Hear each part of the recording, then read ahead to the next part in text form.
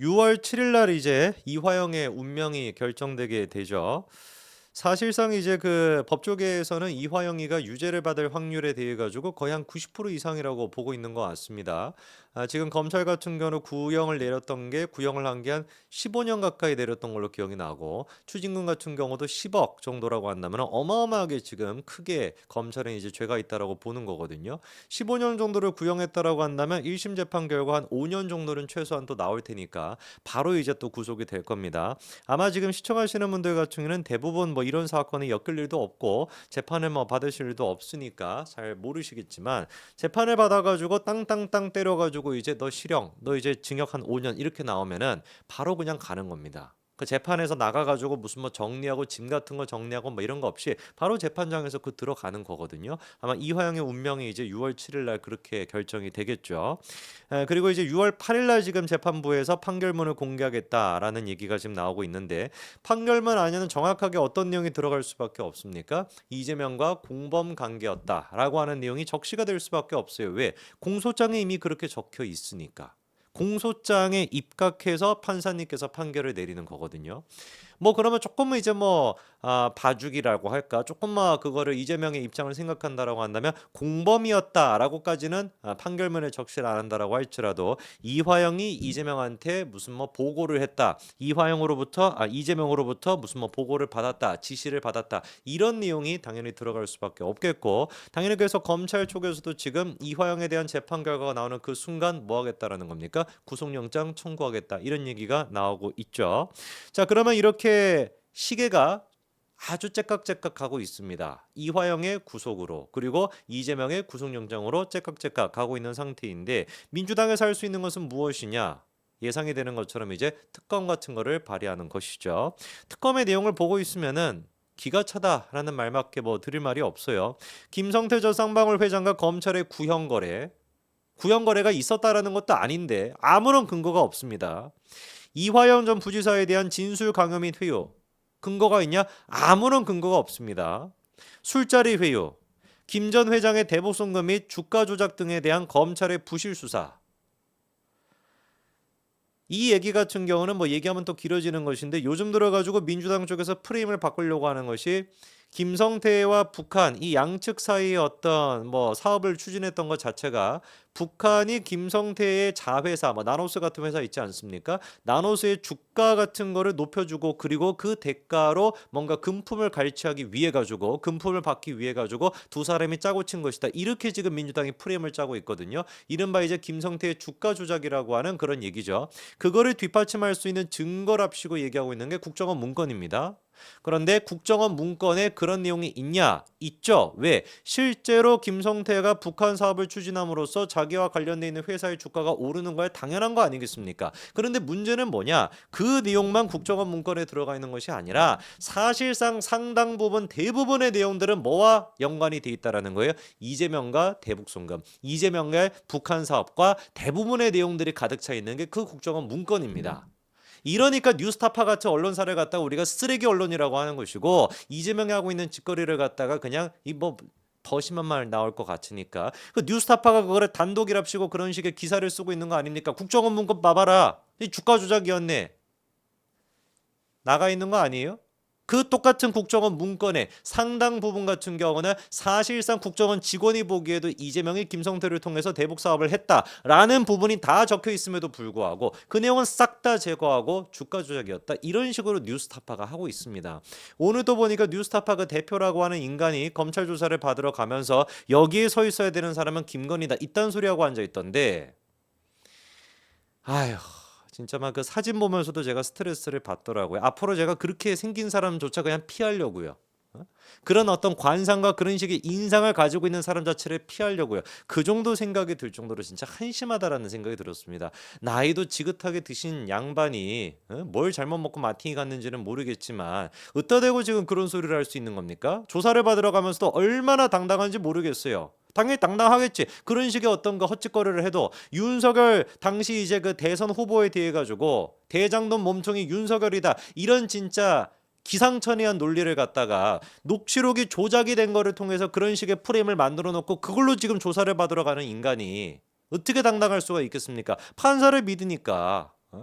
사법부를 믿으니까. 그런 짓거리 하든지 간에 구속을 안 시키니까 그러니까 저러는 거 아니겠습니까? 또 뭐 얘기하다 보니까 또 화딱지 나가지고 어쨌거나. 그리고 지금 민주당에서 같은 경우는 정치 검찰 무슨 뭐 조작 수사 무슨 뭐 대책단 막 별의별 대책단이 많아 여기는. 이거 막 북조선인지 이건 무슨 뭐 어딘지 구분이 안 됩니다. 북한도 막 그런 거 많지 않습니까? 막 길게 그냥 막 써가지고 뭐 대책단 여기도 막 한두 가지가 아닌데 거기 대책단에 들어가 있는 인간들 같은 경우도 진짜 주옥 같은 사람들이 많죠. 그 단장이라고 하는 사람이 누굽니까? 민영배입니다. 민영배는 들어갔다 나갔다 뭐 이러는 사람인데 이것도 뭐 조만간만 나가지 않겠어요? 근데 이 대책단에서 지금 근거라고 또 얘기하고 있는 게 이화영의 옥중서신입니다. 그러니까 이런 그 특검법 아까 제가 나열했던 그 특검법을 발의한 근거 자체가 이화영의 옥중서신이라는 것인데 도대체가 민주당이라고 하는 당은 뭐 하는 당입니까? 에? 범죄자 없으면 정치를 못 해요? 이화영도 사실상 범죄 혐의자 아닙니까? 구속이 돼 있는 걸로 봤었을 때는 법원에서 이미 상당 부분 소명이 됐다라고 본 것이고 도대체가 문재인 때도 그렇고 지금도 그렇고 이 인간들은 영웅이랍시고 내세우고 있는 사람들이 하나같이 저질 무슨 뭐 잡스러운 인간들밖에 없지 않습니까? 대표 주자가 또 누가 있었어요? 김봉현 기억나시죠? 라임 사태. 그 라임 사태 통해 가지고 조국 수사하고 있었던 문재인 정부에 대해서 수사하고 있었던 윤석열 검찰총장의 직무정지까지 했었던 사상 초유로 사실상 법무부 장관이 뭐 검찰총장이 항명을 했다라는 식으로 비리가 뭐 적발됐다라고 하면서 그때 비리도 심지어 뭐였습니까? 김봉현 측에서 술자리 같은 거를 열어가지고 검사들 접대했다 그거 아니었습니까? 유흥업소 같은 데에서. 그래서 뭐 이거 진짜로 맞는 얘기인지 이거 맞는 얘기면 이제 뭐 노다지 땅이니까 지들 입장에서는. 그래갖고 막 검사들까지 파견해가지고 유흥업소 조사하고 별생쇼를 다 했는데 나왔습니까? 아무것도 안 나왔지. 왜? 김봉현의 거짓말이었으니까. 김봉현의 거짓말이라고 하는 것은 명명백백했는데 그때도 처음부터 사기꾼 그 자체였던 징역 30년 확정됐던 사람 아닙니까? 김봉현이가 대법원 30년 확정이 됐습니다. 사기꾼 중에 상사기꾼인 거예요. 그 사기꾼의 말을 듣고서 법무부 장관이었던 추미애가 나와가지고 뭐라고 떠들어대고 그거를 바탕으로 검찰총장에 대한 징계까지 했던 게 그게 대한민국 꼬락선이었습니다. 정권 교체가 됐는데 민주당 저것들은 바뀌지가 않으니까 지금 그 짓거리 똑같이 하고 있잖아요. 맨날 무슨 뭐 청담동 술자리 논란인지 뭔지. 김의겸이는 요즘 뭐 하고 있습니까? 집에서 막 발이나 닦고 있겠지 뭐. 그렇게나마 설쳐됐다가 결국에는 이번에 배지 못 달고 그렇게 되지 않았습니까? 나가리 됐죠. 김봉현이가 나중에 옥중서신을 또 썼습니다. 뭐라고 옥중서신을 썼습니까? 내가 민주당한테 속았다. 민주당 쪽에서 나를 통해 가지고 국민의힘을 흔들어 달라고 그런 식으로 요청을 해가지고 내가 청탁을 받아가지고 그런 식의 편지를 쓴 것이다라고 김봉현이가 자백을 했단 말이에요. 검사술 접대라고 하는 그 의혹 자체도 이제 뭐였다라는 겁니까? 그 내용도 민주당에서 나한테 사실상 시키다시피 한 거다. 그리고 그거를 언제 폭로할지 당시 문재인 정부 청와대랑 민주당 관계자가 접촉해가지고 폭로 시기를 협의하기까지도 했다라고 얘기했었고요. 박은정이 지금 조국혁신당가 있는 정신 나간 여자 있지 않습니까? 박은정이가 구치소까지 자기를 찾아와가지고 아이고 김봉현님 당신이야말로 대한민국 검찰개혁의 1등 공신입니다. 사기꾼인데 상사기꾼을 갖다가 붙잡아 놓고 당신이 지금 무슨 뭐 대한민국의 1등 공신은 무슨 놈의 얼어 죽을 공신. 그런 식으로 얘기하면서 자기를 구슬리고 감찰 내용을 갖다가 추미애한테 박은정이가 보고하는 것까지도 직접 봤다라고 김봉현이 했잖아요. 그것뿐만이었습니까? 이렇게 민주당한테 협력한 대가로 자기를 석방할 수 있는 보석 석방할 수 있는 청탁성 입법까지도 추진됐다라고 김봉현이가 다 폭로하지 않았습니까? 이것이야말로 특검법 아닌가요?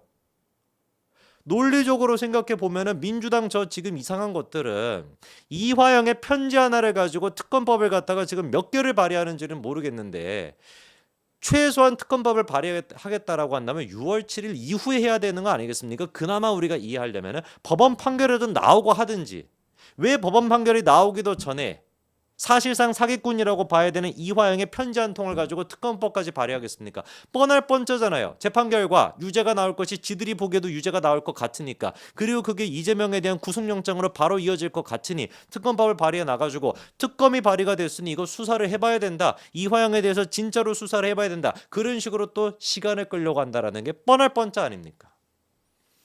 언제까지 도대체가 이런 짓거리를 보고 있어야 되는 것인지 판사님도 반드시 기억하시기 바랍니다. 이화영의 편지, 뭐 그다음에 뭐 이재명의 편지가 나올지는 모르겠죠. 나중에 구속된 상태에서 이재명이 또 편지 쓸지는 모르겠지. 그때는 물론 민주당에서는 이재명 뭐 거들떠도 안 보겠죠. 그냥 뭐 편지 찢어버리지 않겠습니까? 이 뭐야 더러워, 찢어버리겠지. 권력을 갖고 있는 이재명에 대해 가지고 민주당이 지금 할 수 있는 이 짓거리는 또 이재명이 하니까 이거 얘 왜 이래? 죽였습니다, 여러분. 네. 이 국가에 지금 중대한 일을 얘기하고 있는데 벌레가 제 코에 앉아가지고 잡았습니다, 제가. 국가에 지금 중차대한 얘기를 하고 있는데 어디 벌레가 잡았습니다. 무슨 얘기하고 있었지? 그래서 지금 검찰에 대한 어떤 탄핵 그 이후에 바로 다음 타겟은 판사가 될 수 있다라는 거, 사법부가 될 수 있다라는 걸 명확히 기억하시기 바랍니다. 네, 여기까지 말씀드리겠습니다.